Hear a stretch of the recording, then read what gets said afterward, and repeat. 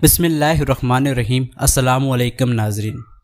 عرب کے لٹیروں کا ایک گروہ کسی پہاڑ کی چوٹی پر رہتا تھا۔ ادھر سے گزرنے والے قافلوں کا راستہ بند کر رکھا تھا۔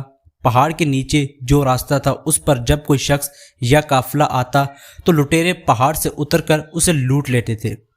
لوگوں نے ان کے ڈر سے اس طرف سفر کرنا چھوڑ دیا۔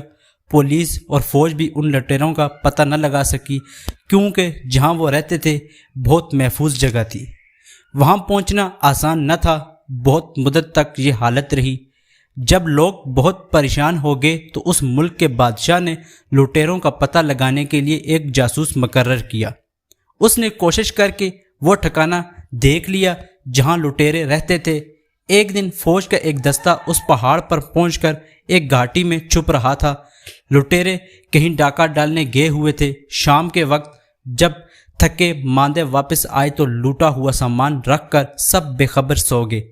جب ایک پہر رات گزر گئی تو فوج کے چھپے ہوئے سپاہی گھاٹی سے خاموشی کے ساتھ نکلے اور اچانک ان لٹیروں پر حملہ کر دیا۔ سب کے ہاتھ مونڈوں پر باندھ دیے اور گرفتار کر کر لے گئے۔ صبح کو سب بادشاہ کے سامنے پیش کیے گئے۔ اس نے سب کو قتل کرنے کا حکم دیا۔ اتفاق سے ان میں ایک نوعمر لڑکا بھی تھا۔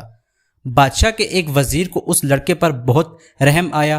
اس نے بادشاہ سے سفارش کی اور کہا، حضور، اس لڑکے نے ابھی زندگی کا لطف نہیں دیکھا، بہت کم سن لڑکا ہے۔ میں انصاف پسند بادشاہ سے درخواست کرتا ہوں کہ اس کو معاف کر دیا جائے، یہ مجھ پر بھی بڑا احسان ہوگا۔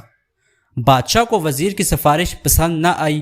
اس نے جواب دیا، جس کی ذات بری وہ نیک لوگوں کے ساتھ رہ کر نیک نہیں بن سکتا۔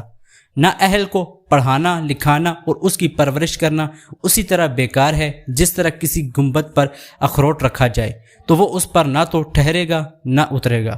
تھوڑی دیر ٹھہر کر بادشاہ نے پھر کہا، اگر بادل کے اندر سے آب حیات برسے تب بھی بیت کی ٹہنی میں پھل نہیں لگ سکتے۔ کسی کمینے کے ساتھ اپنی زندگی کا قیمتی وقت خراب نہ کرو، اس سے تم کو کوئی فائدہ نہ ہوگا۔ دیکھو، چٹائی بنانے والے نرکل سے شکر نہیں بن سکتی۔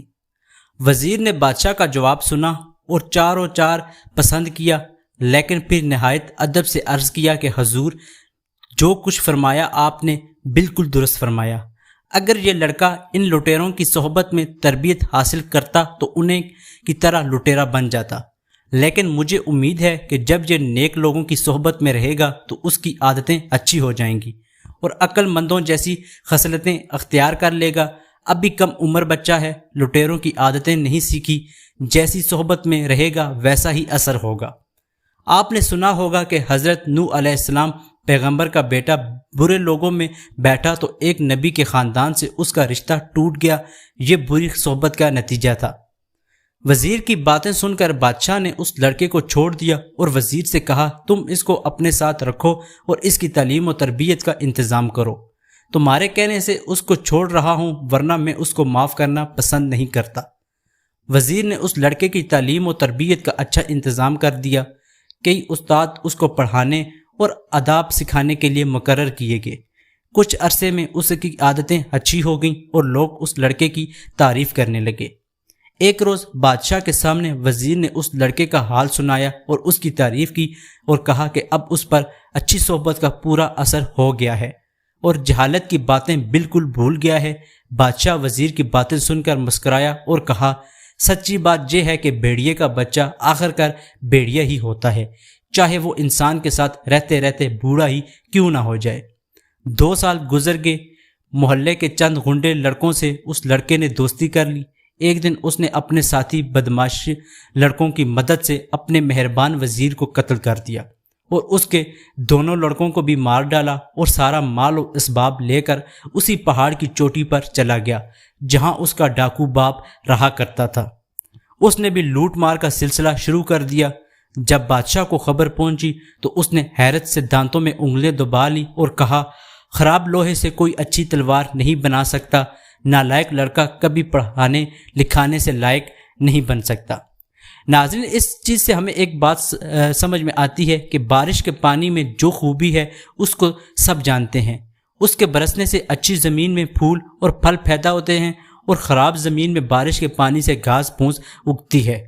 آگ بجھا کر ایک چنگاری چھوڑ دینا خطرناک ہوتا ہے اور سانپ کو مار کر اس کے بچے کو پالنا عقل مندی کے خلاف ہے۔ اسی امید کے ساتھ کہ آپ کو ہماری آج کی یہ ویڈیو پسند آئی ہوگی۔ اگر آپ کو ہماری آج کی یہ ویڈیو پسند آئی ہے تو ہمارے چینل کو سبسکرائب کرنا مت بھولیے تاکہ ہماری نئی آنے والی ویڈیوز آپ تک آسانی سے پہنچتی رہیں۔ ملتے ہیں ایک نئی تاریخی اور معلوماتی ویڈیو کے ساتھ۔ خدا ہم سب کا حامی و ناصر ہو۔ خدا حافظ۔